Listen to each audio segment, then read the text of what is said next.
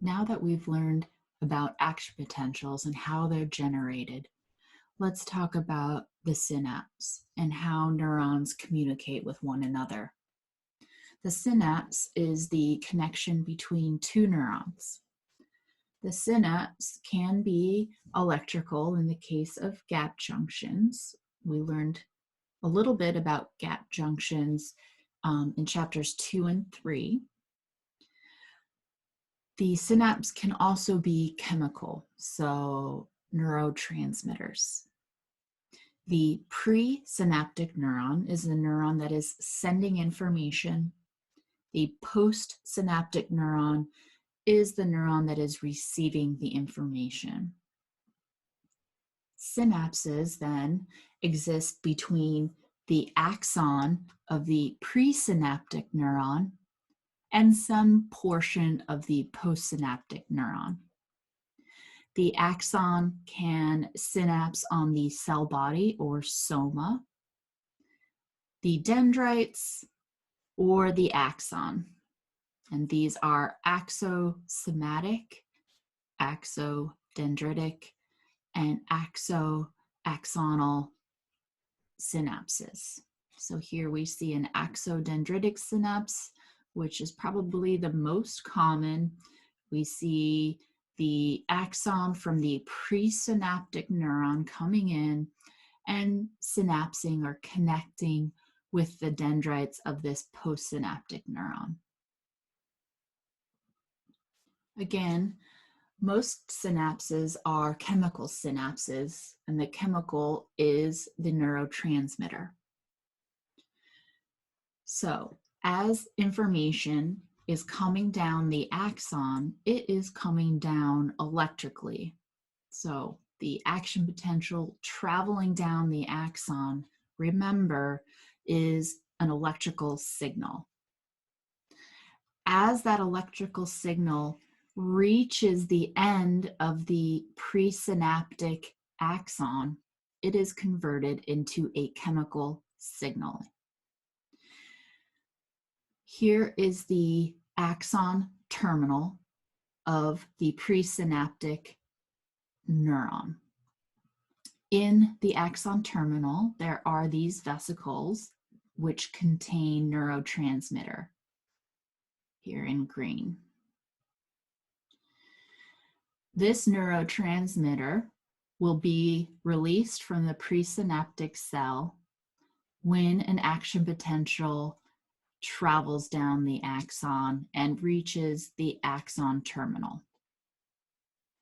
There are voltage-gated calcium channels here in the axon terminal of the presynaptic cell.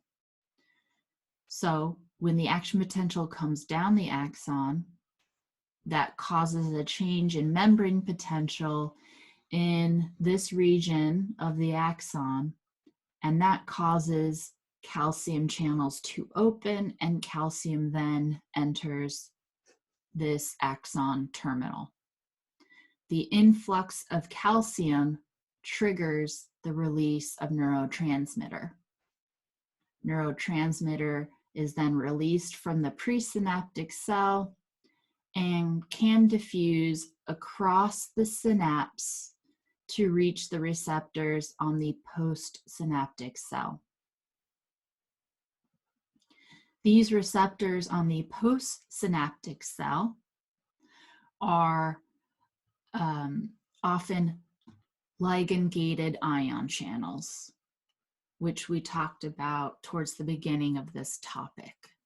Ligand-gated ion channels are ion channels that open when a ligand binds to it, and the ligand being the neurotransmitter. This picture here is reminiscent of the neuromuscular junction we learned about in topic 4. The postsynaptic cell can respond to the signal received in two main ways. It can either have an excitatory response, or EPSP, and an EPSP is a depolarization of that membrane potential. towards threshold. And we can see this in this right-hand side of this figure on slide 30.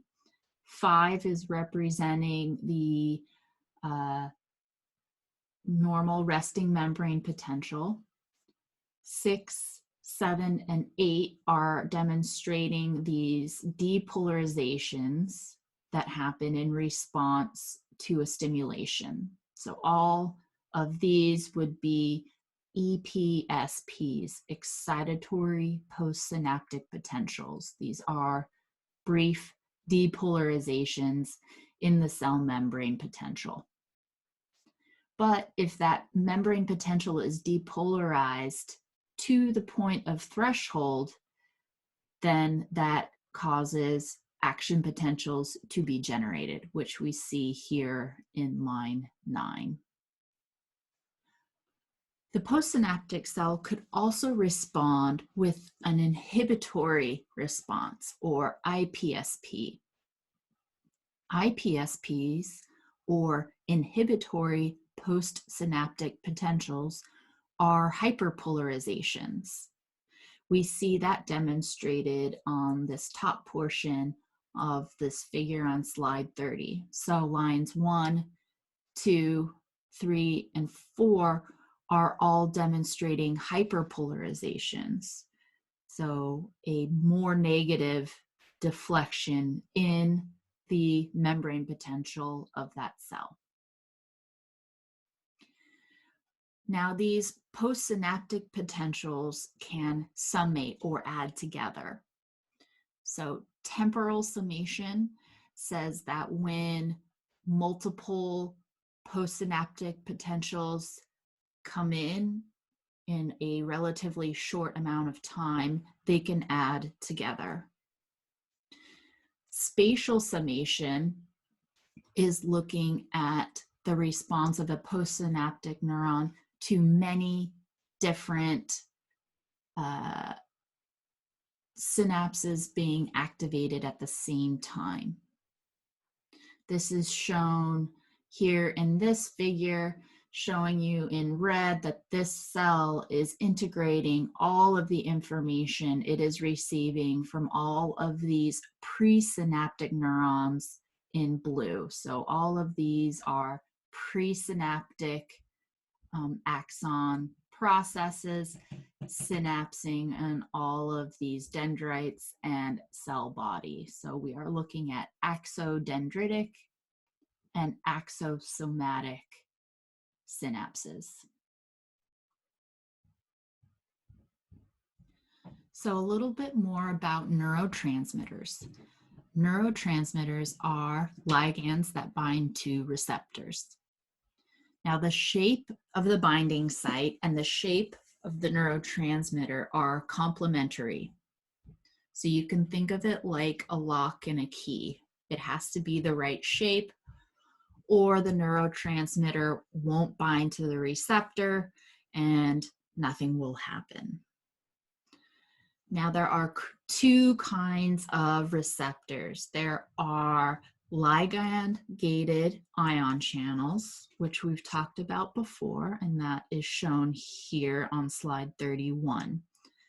Ligand-gated ion channels are closed until a ligand, the neurotransmitter, binds to it.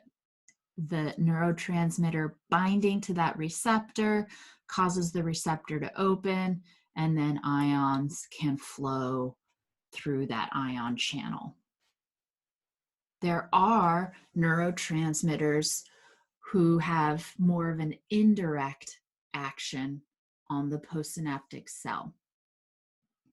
Indirect action meaning it's going through a more convoluted process, as shown here in this figure. So here we see the neurotransmitter binding to the receptor on the postsynaptic cell, but this receptor is not an ion channel like we saw above. This receptor is actually a G protein coupled receptor, and it's coupled to G proteins that have a series of steps. Now, we're not going to go in depth on this pathway, but what you should know is that there are multiple steps in this pathway, and that eventually something in the cell is affected.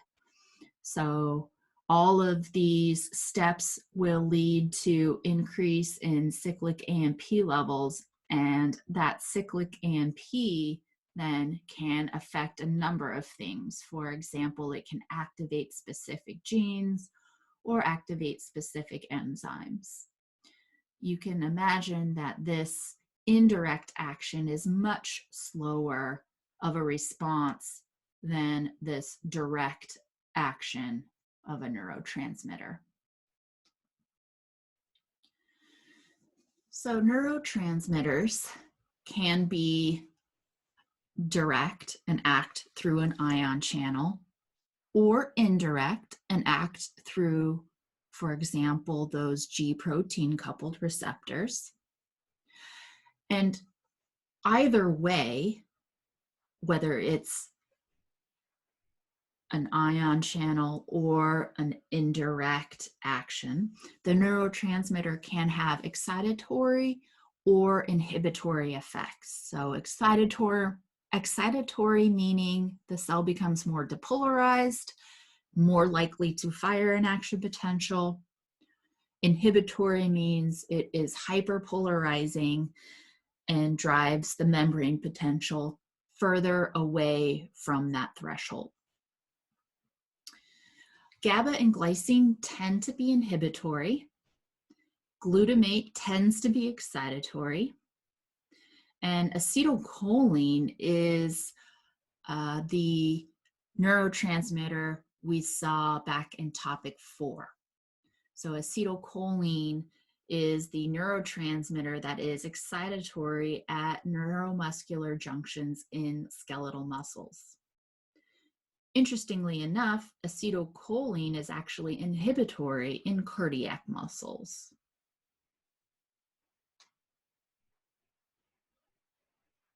As far as neuronal development goes, again, this is not a embryonic development class. However, we can look at the general development of the nervous system here in this figure. In terms of brain regions, adult brains have 4 regions.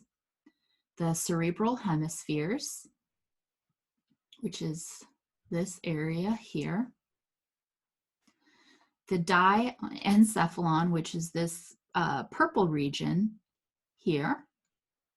The brain stem, which is this kind of green turquoise color here. And then the cerebellum, which is this sort of reddish area back here. Another important neuroanatomical structure are ventricles. Ventricles are spaces within the brain that are filled with cerebral spinal fluid. We have 4 ventricles in total. We have lateral ventricles, one on the left-hand side and one on the right-hand side. We have the 3rd ventricle here in the center, and then the 4th ventricle down here back towards the brainstem cerebellum area. Ventricles are important, and we can see different studies. This one was looking at schizophrenia, and this bottom one was looking at Huntington's disease. Both of these are MRI images, and you can see in the normal twin, the ventricles are relatively small. Here are the lateral ventricles. And in the twin with schizophrenia, we see an enlargement of those lateral ventricles, and a little bit of the 3rd and the 4th ventricle as well. Here in Huntington's disease, again, we see as the disease progresses, we see an increase in the ventricle size. This increase in ventricle size in schizophrenia and Huntington's disease is due to loss of neurons.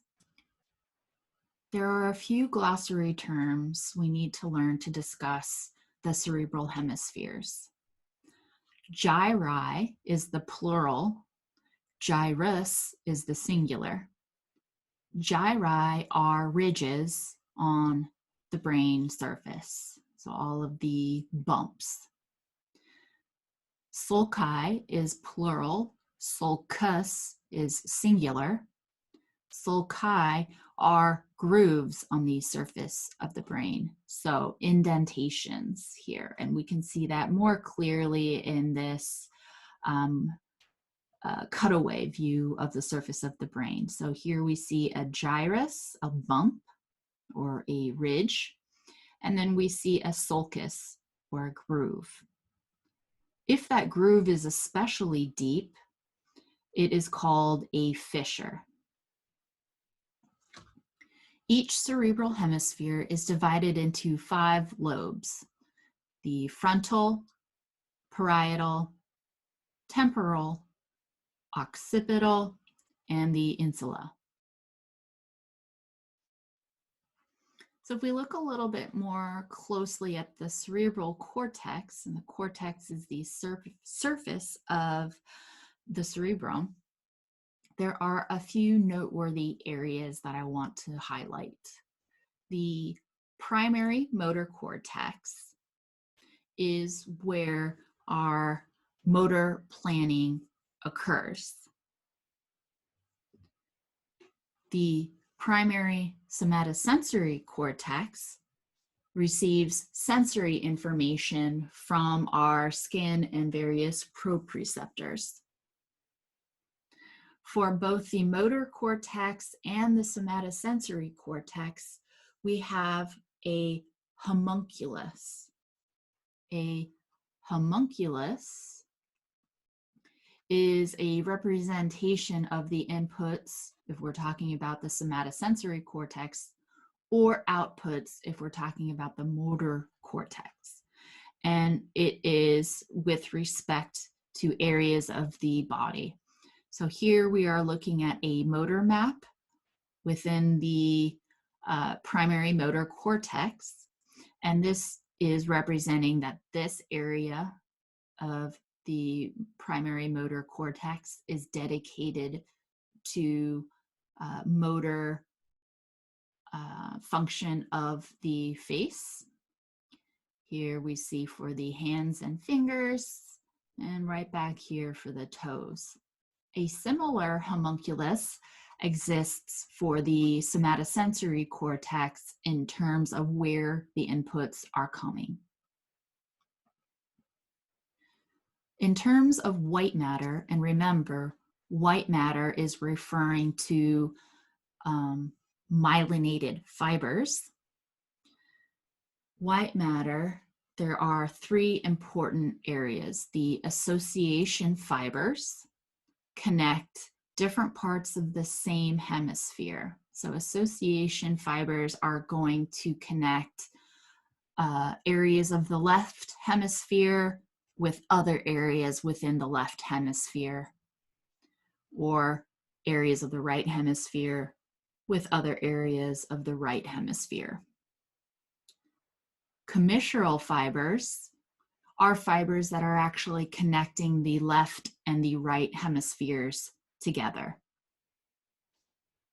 Projection fibers are fibers that connect the cerebral hemispheres with lower brain or spinal cord areas. Multimodal association areas are regions in the brain that receive inputs from multiple sensory areas and send outputs to multiple areas. So the brain does have specific areas dedicated to processing specific information. We saw that on the previous slides where we were looking at the primary motor cortex and the primary somatosensory cortex. There is lateralization in cortical functioning. So the left hemisphere tends to control language, math, and logic. The right hemisphere tends to be more involved in visual spatial skills, emotion, and artistic and musical skills. This is not a hard and fast rule. Because the brain is very fragile and, as we learned earlier, has little to no regenerative capacity, we need to make sure we protect our brain. Our bodies do that through not only the skull, which provides a rigid, bony layer of protection, but through meninges. Meninges are connective tissue.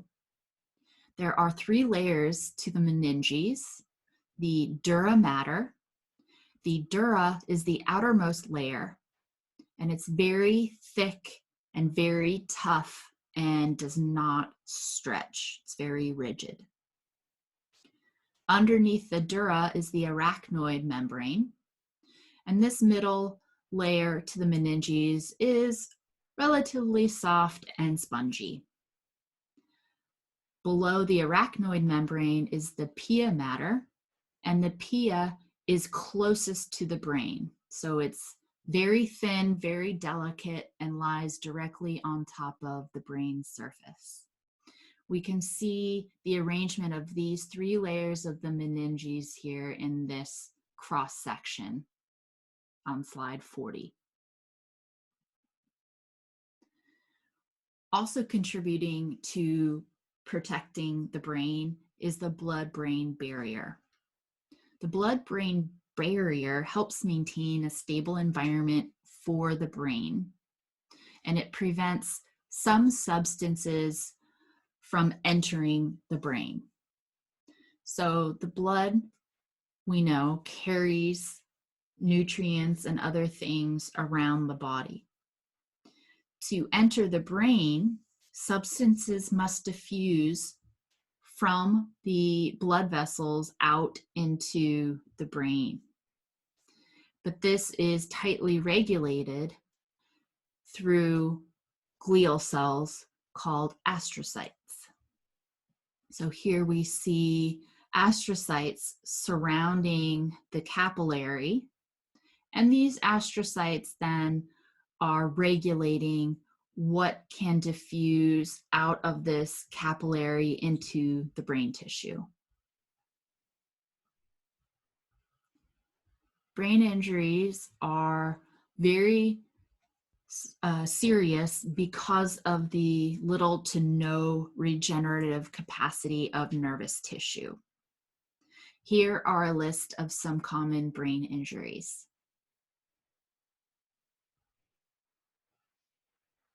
Finally, I want to talk a little bit more about the peripheral nervous system, which can be divided into the sympathetic and parasympathetic divisions.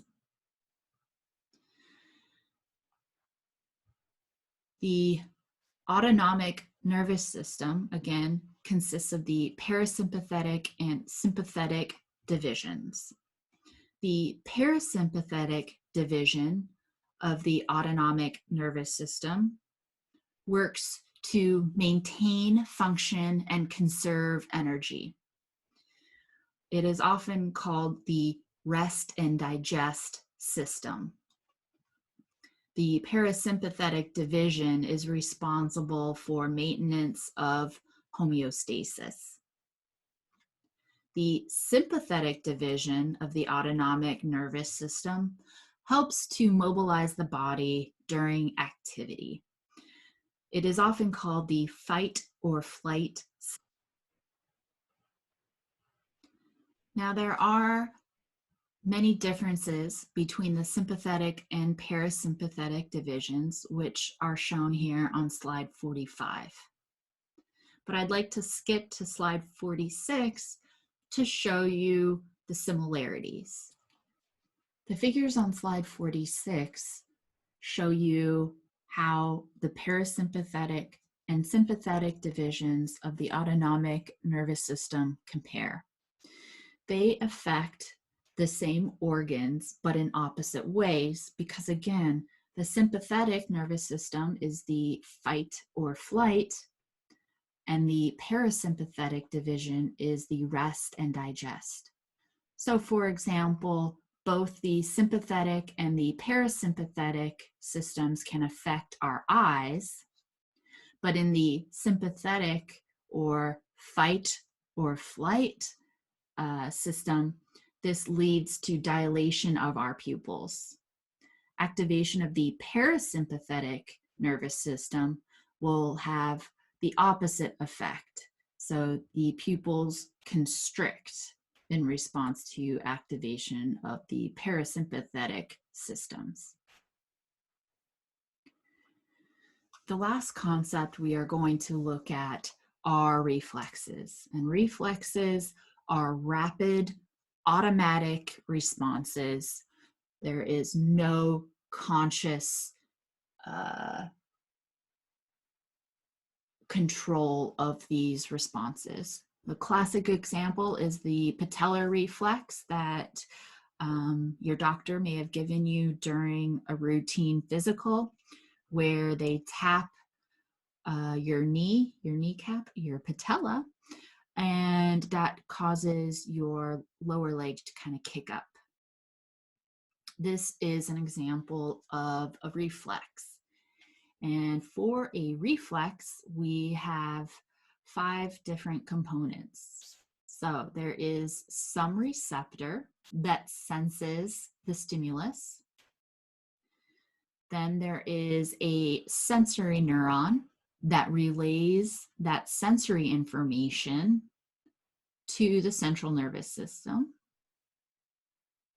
The central nervous system then integrates that information and sends out a response to the motor neuron, which then elicits some response on the effector.